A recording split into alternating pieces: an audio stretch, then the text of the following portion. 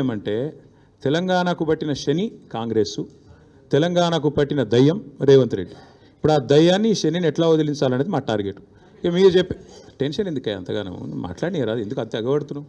నేను అనేది ఏమంటే మీరు ఒకటి గుర్తుపెట్టుకోండి, లోక్సభ ఎన్నికలకు ముందు మేము పార్లమెంటు నియోజకవర్గాల వారీగా సమావేశాలు పెట్టాం, సమీక్షా సమావేశాలు.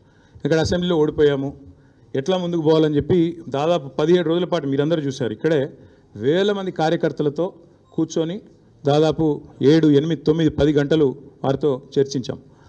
ఆ ప్రాసెస్లో చాలామంది డైరెక్ట్గా మైకులో మాట్లాడిన వాళ్ళు ఉన్నారు, కొంతమంది చిట్టీల మీద రాసిచ్చిన వాళ్ళు ఉన్నారు, కొంతమంది కేసీఆర్ గారికి ఉత్తరం అందించండి అని చెప్పి ఉత్తరాలు ఇచ్చిన వాళ్ళు ఉన్నారు.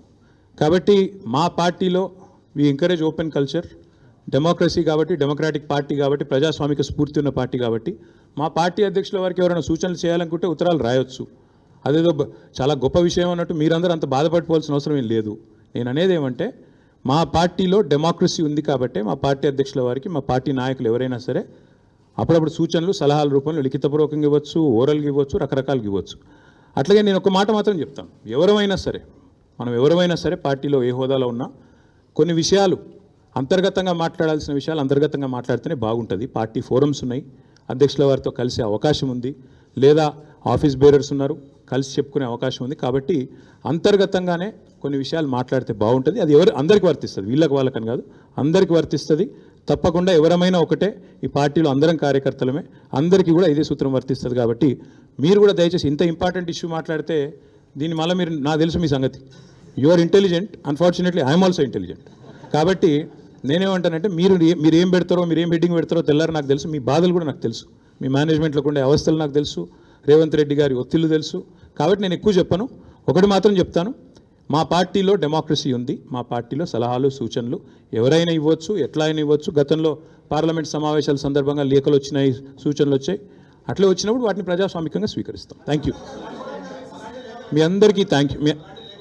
నేషనల్ హెరాల్డ్ విషయంలో ఏమైనా అడగదలుచుకుంటే బ్యాక్ టీవీ కానీ ఇంకో టీవీ కానీ అడగచ్చు. నేషనల్ హెరాల్డ్ విషయంలో ఏమైనా మాట్లాడదలుచుకుంటే మాట్లాడండి, చెప్తాను.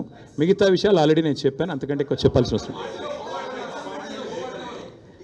నేషనల్ హెరాల్డ్ విషయంలో, యంగ్ ఇండియా విషయంలో, మీ కుంభకోణం విషయంలో మీకు ఏమైనా అడగదలుచుకుంటే అడగండి. ఓకే, అన్ని పార్టీలో ఉంటారు, రేవంత్ రెడ్డి కోవట్లు ఉంటే ఉండొచ్చు, ఏముంది అందులో. Cowards will expose themselves. Cowards will expose themselves in due course of time. Enduku tondara enduku? Yes, Bal. Yes, thank you. Finally. Yes, we'll wait for a month. We'll wait for a month. No, we'll wait for a month. Let's see if the Enforcement Directorate or Government of India will actually move, because this is a serious matter. Where already the leader of opposition of the country, Lok Sabha floor leader, or not floor leader, but opposition leader, has been named. So therefore, we'll have to wait and see what action they'll pursue.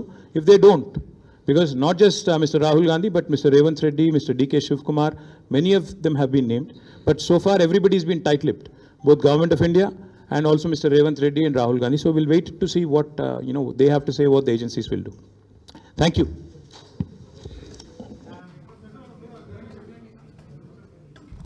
కాంట్రాక్టర్లతో దందాలు, ఢిల్లీ బాసులకేమో వేల